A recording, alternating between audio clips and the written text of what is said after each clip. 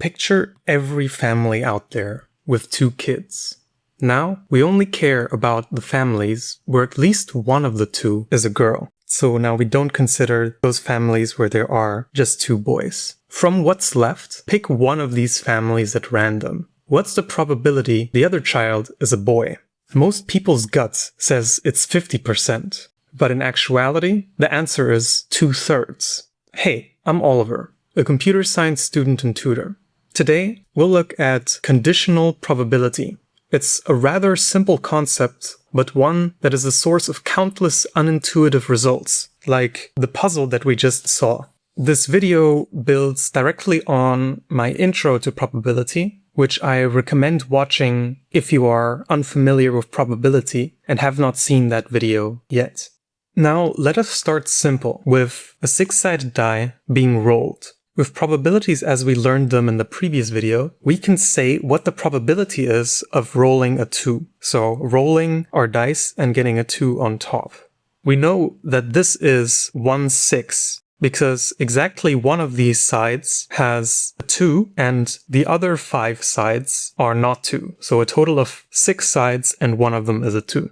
And what we used here is our world of possibilities. So we know that our die has 6 sides, and we will write with this big omega our world of possibilities, what we can roll. In this case, it's all 6 of these. But what if we only consider a small subset of this? This is exactly our conditioning. So we can, for example, ask, what is the probability that we roll a 2 given that the roll is even? So we are asking, what is the probability of this given the prior information that's this? Now, our world of possibilities is limited. Omega now only contains those even numbers. And rolling a 2 is exactly one of these cases. But now we don't have 6 cases as before, but only 3. So our answer here is that the probability is 1/3. So the core idea of conditional probabilities is that we restrict our sample space, which is this omega, to only outcomes consistent with what we know. In this case, the roll is even, results in our sample space with only the even die numbers.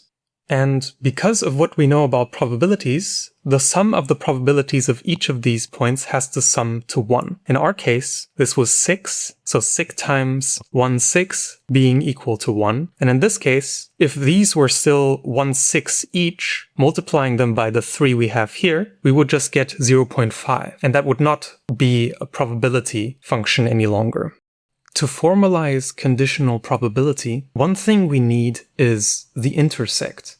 The intersect between 2 sets shows us which values appear in both sets at once, and it's most easily visualized with a Venn diagram.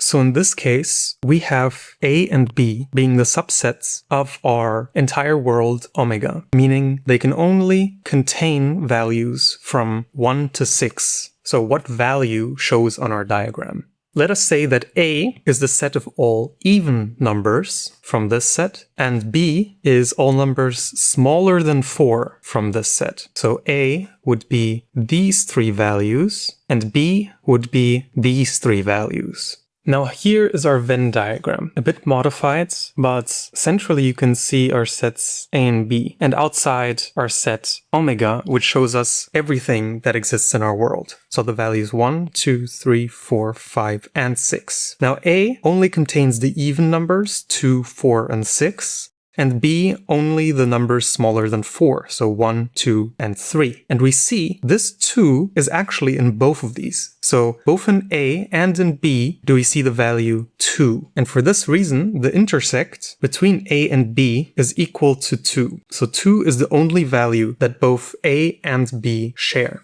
And we would use this to calculate the probability of a certain thing happening.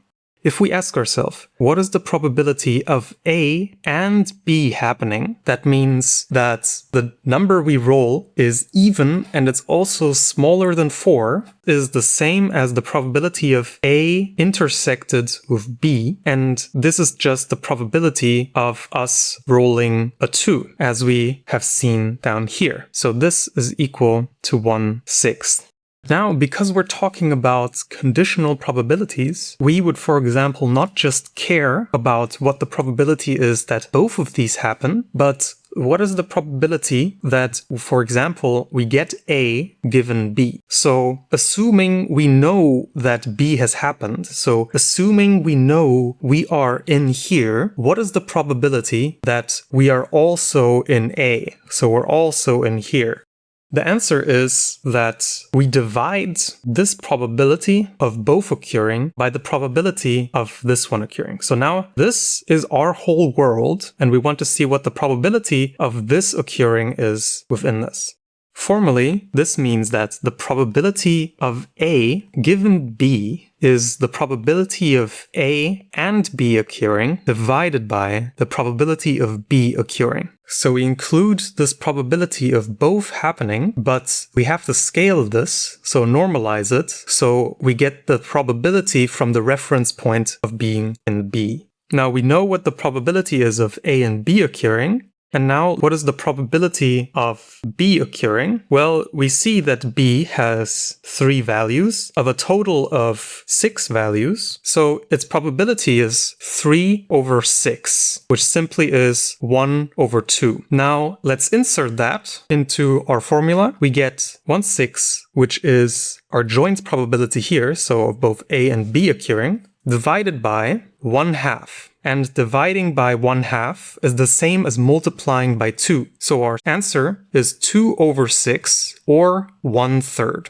Now, let us talk about independence, because sometimes conditioning changes nothing. For example, in the case where we're flipping a coin, when we get heads on our first try, this tells us nothing about what we get in our second throw. So the probability of getting heads is 0.5, and getting heads in the next round also has a probability of 0.5. So if we already know what happened in the first round, this does not change our probability of 0.5 in the second round. So the probability that we get heads in the second round, given that we get heads in the first round, is still 0.5. And if we abbreviate here with B and A, we get that the probability of B given A is the same as the probability of B.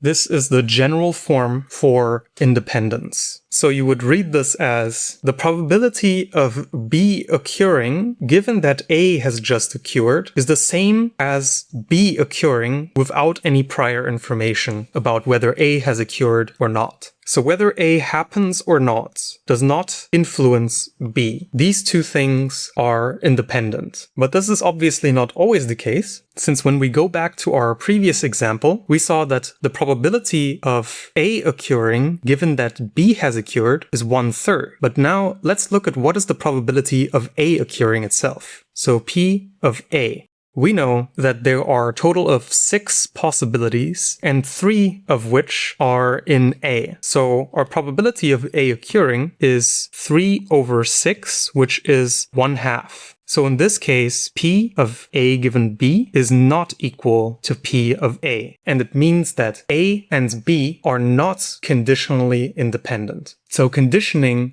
did change things here. And this is also the key as to why the puzzle from the beginning feels wrong. So let's get back to the problem. We have 2 child families, each of which has at least 1 girl. So we don't consider these here, where there are 2 boys in the family. And we ask ourselves, what is the probability that the other one is a boy? The common mistake is treating the other child as an independent 50-50 chance. We assume that we're talking about the first child being a girl and then asking, is the second child a boy or a girl, which would be 50%. But since we don't know which child is the girl, as in this case, for example, it's actually the second child that is the girl, this changes things. So let us look at what are the 4 equally likely outcomes for any household of 2 children. So now we have all 4 equally likely outcomes lined up. Girl, girl, boy, boy, boy, girl, and girl, boy. But now we are conditioning on at least 1 girl. So this, in fact, eliminates this case, which we saw before. So we're only left with girl, girl, boy, and girl, boy. So if we look at the probability of other is a boy, given that at least one girl, we are looking at BG plus GB divided by GG plus BG plus GB. Now I'm adding here, but we count each of these once. So we have two situations where we have the other one being a boy out of 3 total situations. So what we get is 2 over 3. So you see that the probability of the other being a boy, given that at least one is a girl, is 2/3 and not 50%. Now intuition fails us here because we fail to eliminate in our minds one of the outcomes, and we believe things to be independent when they are actually dependent. So it is very frequent that conditional probabilities are not comprehended well, and therefore we make mistakes when answering questions about them.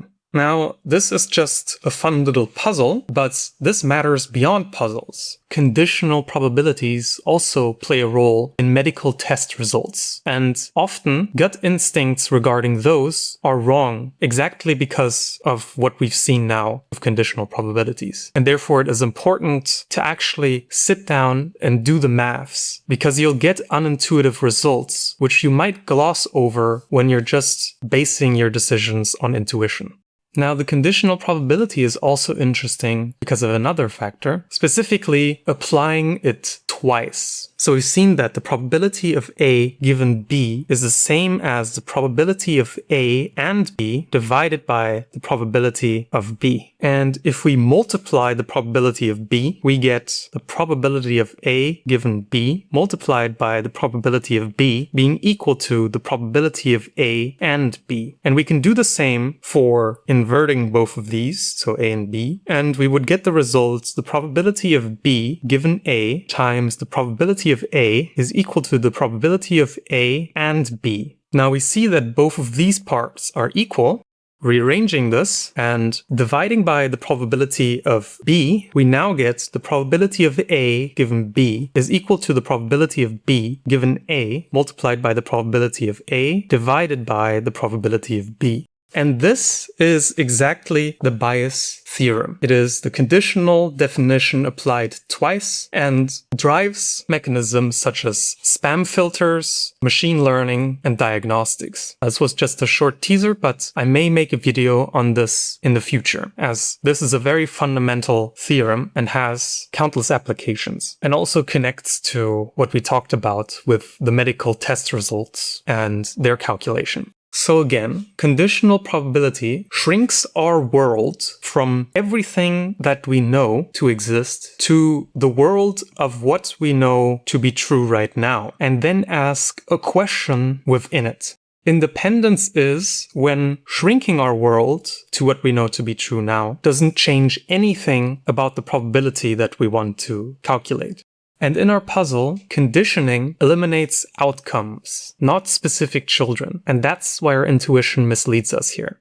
If you're interested in machine learning, check out this video here. Or if you want to strengthen your understanding of linear algebra, check out my playlist here.